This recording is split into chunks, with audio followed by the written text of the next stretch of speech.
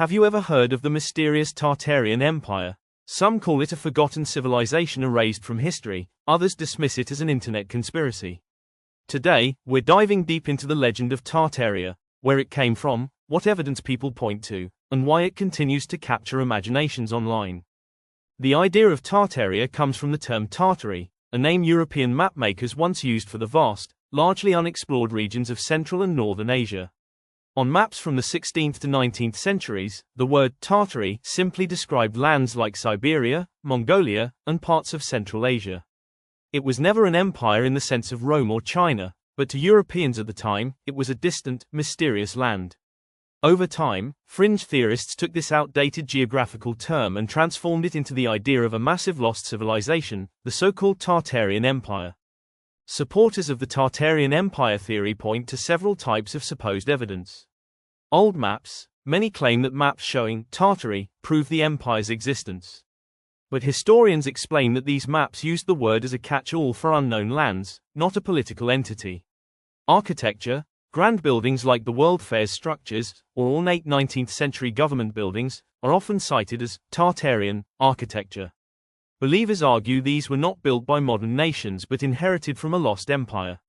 Mud flood theory. Another claim is that an ancient worldwide flood buried Tartarian cities. Proponents point to half-buried doors or windows in old buildings as proof. Of course, mainstream historians argue that these examples are easily explained by urban development, construction styles, or natural causes like rising ground levels. In the digital age, the Tartarian Empire theory exploded online.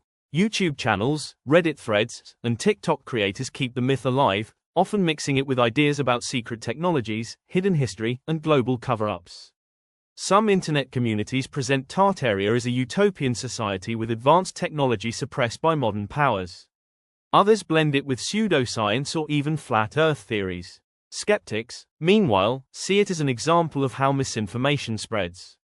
They argue that the popularity of Tartaria shows how people search for mystery and hidden truths when mainstream history feels too ordinary. So, was there really a Tartarian empire? The evidence suggests not. Tartary was a geographical label, not a lost civilization. The so-called proofs, maps, architecture, and mudfloods, have much simpler explanations. But the myth of Tartaria remains fascinating, not because it reveals a real empire, but because it shows how history, mystery, and the human imagination collide.